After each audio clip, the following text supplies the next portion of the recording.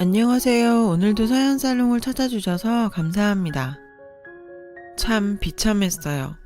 1998년 제가 초등학생일 때였어요. 학교에 갔다가 돌아온 저는 집안 곳곳에 붙은 빨간 딱지를 보게 되었어요. 구두 공장을 하던 아버지의 사업이 IMF 여파로 망하면서 저희 집안의 가난이 시작되었습니다. 구두 공장집 딸로 부족함 없이 자랐던 제가 단칸방에서 4명이 살아야 될 정도로 정말 어려운 학창시절을 보내게 되었어요. 그 시절 부도 맞은 회사 사장들이 스스로 목숨을 끊었다는 뉴스가 쏟아지는 가운데 저희 부모님은 그 와중에도 정말 긍정적이셨어요. 그래도 공장 팔아서 빚은 다 갚은 게 어디냐며 엄마 아빠가 일하면 다시 금방 잘 살 수 있다며 저희 자매를 그렇게 긍정적으로 키우셨습니다. 그 덕분일까요? 갑작스런 가난에 힘들었지만 어디 가서도 예쁨 받으며 자랐어요. 엄마 아빠도 사장님 사모님 소리 듣던 분들이었죠. 그래도 청소일과 식당 일에도 거리낌 없이 열심히 하셨고 저희 두 자매를 키우기 위해서 항상 노력하셨어요. 하지만 한번 망해버린 집안은 일어나기가 쉽지 않더라고요.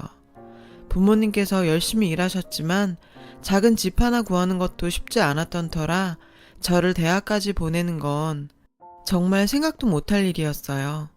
고등학교만 졸업하고 바로 취업 전선으로 뛰어들었는데 대졸자들 사이에서 고졸로 살아남는 건 많이 힘들었습니다. 그래도 이를 악물고 부모님이 물려주신 성실함과 긍정적인 마인드 덕분이었는지 대졸자들 사이에서도 능력을 인정받을 정도로 열심히 일했어요. 그때 제가 다니던 회사가 대기업의 하청업체였던 회사다 보니 하청을 주는 대기업 직원들의 갑질은 도를 넘는 수준이었어요. 을도 누군가한테는 갑이라고 했었던가요? 갑질당하는 을 중에도 을이었던 저였어요. 저는 항상 대기업 직원들을 상대하면서 그들의 불만사항들을 체크하고 전달하는 역할을 하고 있었어요. 그 일을 하다 보니 힘이 쭉 빠질 때가 한두 번이 아니었죠. 하지만 제가 버는 돈으로 동생 대학교 보내줄 수 있다고 생각하면서 버텼습니다. 그러던 어느 날 역시 하청 관련 건으로 미팅을 나간 자리에서 한 남자를 만나게 되었어요. 대기업 대리였던 그 남자는 이번에 우리 회사 하청 관련 담당자로 미팅에 나오게 되었다고 했어요. 그때까지만 해도 또 갑질할 사람이 바뀌었다고만 생각했었죠. 하지만 겪어보니 그 남자는 저를 보자마자 반말을 찍찍하던 다른 직원들과는 달랐습니다. 항상 존댓말을 쓰면서 제가 하는 이야기도 귀 기울여 들어주고 불만사항이 있더라도 기분 상하지 않게 설명하면서 제 상황까지도 고려해줬는데요. 제가 보던 갑질하는 대기업 직원과는 분명 다른 사람이라고는 느껴졌습니다. 제가 회사 다니면서 번 돈으로 동생은 공부해서 명문대인 Y대에 들어가게 되었고 대학 발표나는 날 비록 저는 대학을 못 갔지만 동생이라도 대학을 보냈다는 생각에 진짜 뿌듯해서 저도 모르게 싱글벙글했어요.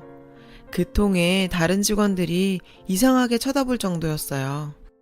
일적으로 자주 만나게 되니 그 남자와도 조금은 편한 사이가 되었고 싱글벙글 웃고 있는 저를 보고 말을 걸어오더라고요.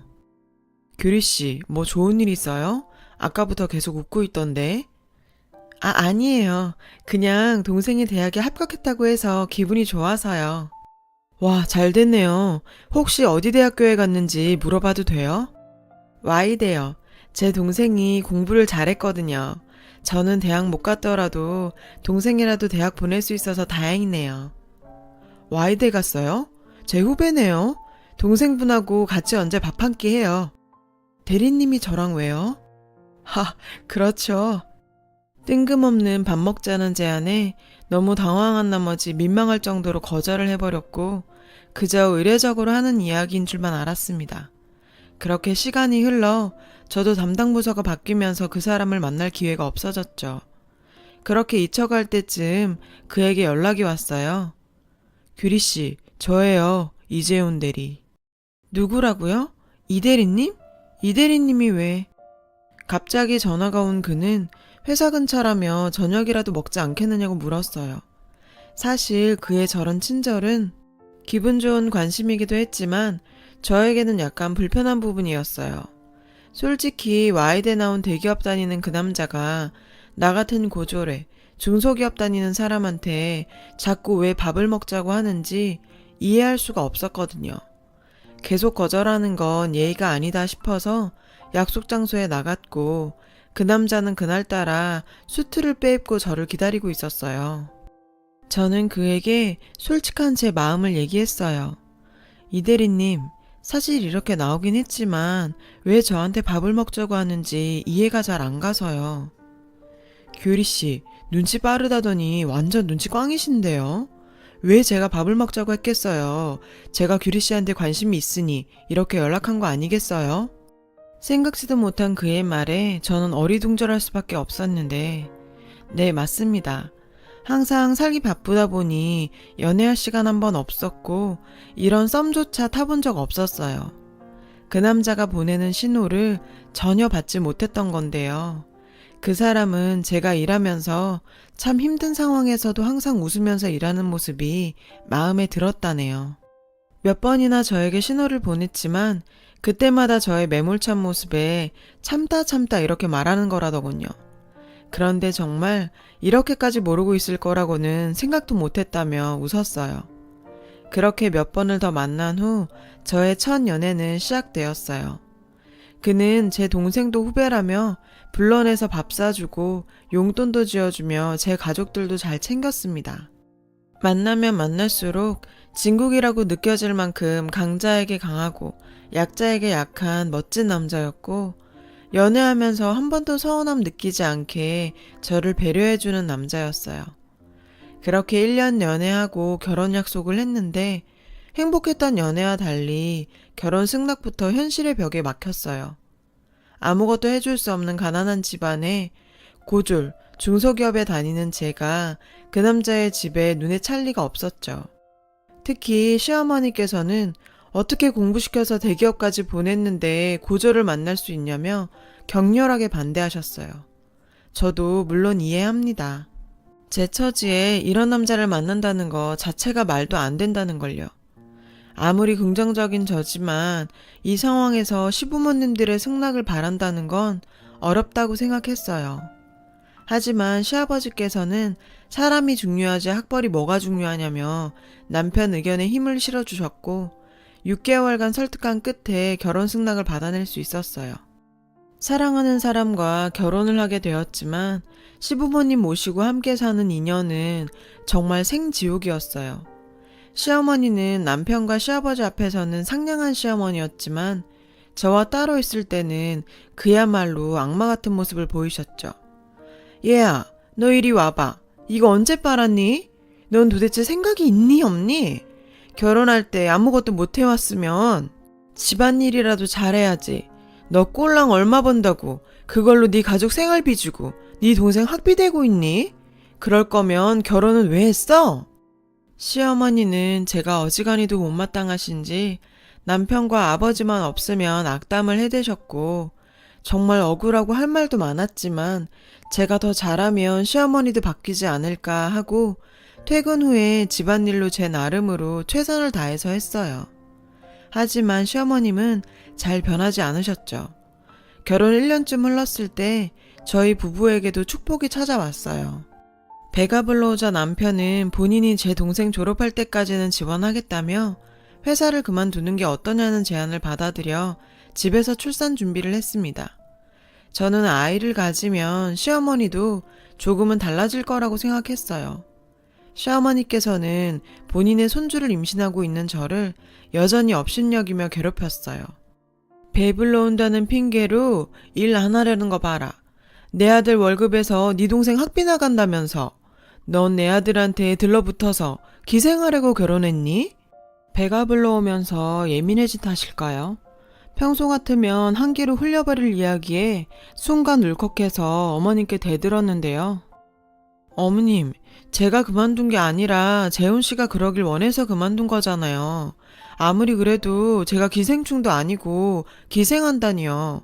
말이 너무 심하신 거 아니에요? 어머님은 황당해 하시며 제 머리를 쿡쿡 찌르면서 말씀하시더라고요. 뭐? 지금 너 나한테 말대꾸하는 거니? 참 못 배워먹어도 한참 못 배워먹었구나. 역시 이래서 고졸은 안 돼. 재훈이 이놈은 어디서 이런 애를 데리고 와서? 정말 하고 싶은 말은 100마디 1000마디 있었지만 속으로 꾹 참고 방으로 들어가서 펑펑 울었어요. 어머님이 바뀔 거라는 희망은 점점 절망으로 바뀌었고 하루빨리 분가해서 이 집을 떠나고 싶었죠. 남편이 퇴근하기만을 기다렸다 분가 이야기를 꺼냈는데 재훈씨, 우리 언제 분가할 수 있을까? 분가? 왜? 나가서 살고 싶어? 벌써 1년이 훌쩍 넘었네. 자기 아이만 낳고 나갈 집 알아보자. 미안해. 내가 먼저 준비했었어야 했는데 요즘 회사 일이 너무 바빠서 신경을 못 썼네. 회사에서 승진의 중요한 시기라 밤늦게 퇴근하는 남편에게 더는 스트레스 줄 수가 없었어요. 아이만 낳고 분가하자는 남편의 말에 이 지옥 같은 생활도 몇 개월 남지 않았구나 생각하고 참아보기로 했어요. 하지만 결정적인 사건은 그리 오랜 시간이 지나지 않아 터졌습니다. 여느 날처럼 집안일을 하고 있는데 흥분하신 시어머니께서는 다짜고짜 소리를 치셨어요. 야, 네가 우리 재훈이 꼬드겨서 분가한다고 했니? 참 염치도 없구나. 결혼할 때 맨몸으로 털털 와놓고 시부모도 모시기 싫다 이거냐? 아니 그게 아니라 원래 2년만 모시고 분가하기로 처음부터. 개뿔도 없는 게 너희 집에서 집 살 때 돈 보태줄 수는 있고 또 우리 아들한테 빌붙어서 기생충처럼 살려고 하니? 아니 어머님, 저도 애 낳고 나면 다시 일 시작할 거고 같이 갚아갈 건데 왜 매번 저를 기생충 취급하세요? 왜 자꾸 그러시는 건데요? 어머님은 또 제 머리를 쿡쿡 치시면서 이게 또 말대꾸하네. 고등학교밖에 못 나온 티네? 너희 부모는 너한테 뭘 가르쳤길래 애가 이렇게 되바라졌니? 그러니까 사업이나 말아먹고 길바닥에 나앉지. 시어머니는 갑자기 휴대폰을 들더니 저희 엄마한테 전화를 하더라고요. 사돈, 아이 교육을 어떻게 시켰길래 시어미한테 대들기나 해요? 시집 올 때 빈몸으로 보냈으면 아이 교육이라도 잘 시켜야지. 시어머니는 저 들으라고 하는 듯 스피커폰으로 저희 친정엄마가 사과하는 소리까지 들려줬어요. 정말 해도 너무한 거 아닌가요? 가만히 있는 저희 부모님까지 모욕하는 시어머니의 모습에 더 이상 참을 수가 없었어요. 어머님, 정말 이런 말까지는 안 하고 싶었는데요. 매번 저 고졸이라고 그렇게 욕하시면서 정작 어머님은 중학교밖에 못 나오셨다면서요. 시어머니도 가난한 형편에 중학교까지밖에 졸업 못해서 학벌에 컴플렉스가 어마어마하신 분이었고 제가 치부를 드러내자 임산부인 제 뺨을 때렸어요. 너, 이 버러지 같은 년이 어디서? 쌍욕을 퍼부으면서 다시 저를 때리려는 손을 누군가 잡았는데요. 당신 지금 뭐 하는 거야? 시아버지께서는 소리 지르며 손을 뿌리쳤고 옆에는 남편도 어처구니 없는 표정으로 서 있었습니다. 여보, 이거 봤어? 인연이 나한테 중졸이라고 조롱하고 막말하면서 퍼럭퍼럭 대드는 거. 당장 이 집에서 쫓아버려요. 아버님께서는 한숨을 크게 푹 쉬시면서 그래, 처음부터 잘 봤다. 네가 그런 사람인 줄 이제 알게 됐네. 사돈 모욕이나 하고 임신한 며느리 때리는 인간이라는 거. 이 집에서 나가야 하는 건 며느라기가 아니라 당신이야. 시아버지께서는 그 모습을 본 이상 시어머니와는 못 살겠다며 당장 집에서 나가라고 하셨어요. 그제서야 상황 파악이 되는 모습이었죠. 재훈아, 네 아버지 왜 이러시니? 네가 뭔 말 좀 해봐라. 너도 네 처가 나한테 대드는 거 다 봤잖아. 남편 역시 가면이 벗겨진 시어머니의 모습을 보고는 절레절레하며 저를 방으로 데리고 들어왔고 본인이 너무 무심했다며 제가 이렇게 힘들 줄 알았으면 빨리 분가를 알아봤어야 했었다며 자책했습니다. 시아버지께서는 진짜 시어머니를 집 밖으로 내쫓으셨고 저와 남편에게도 절대 문 열어주지 말라고 당부하셨어요. 어머님을 내쫓은 지 며칠 뒤 아버지께서는 저희를 찾으셨어요. 며느리기야 정말 미안하다. 난 정말 그 여자가 그런 사람인 줄 몰랐다. 자기 손주 임신한 며느리까지 그렇게 때릴 줄은. 네 시어머니 일은 신경 쓰지 말고 여기 이 돈 꼭 보태서 분가할 집 한번 알아봐라. 아버님은 미안하다시며 집 구하는데 보태 쓰라면 통장을 내미셨어요. 본인께서는 은퇴 후 시골 내려가서 조용히 살고 싶은 꿈이 있었다며 이번 기회에 서울 생활 정리할 거라고 하셨습니다. 시간이 흘러 저는 무사히 예쁜 딸을 출산하게 되었어요. 시아버지께서는 손녀까지 안아봤으니 이제 됐다며 시골로 내려가셨고 저희도 분가하게 되었죠. 아이와 함께 다시 얻은 신혼을 만끽하고 있었을 무렵 시어머니가 집으로 찾아오셨어요. 얘야, 문 좀 열어다오. 제발 문 좀 열어다오. 집에서 쫓겨난 후 오빠 집에 가 계시다 한 번도 안 보이셨던 시어머니의 갑작스러운 등장에 남편과 저는 놀랄 수밖에 없었죠.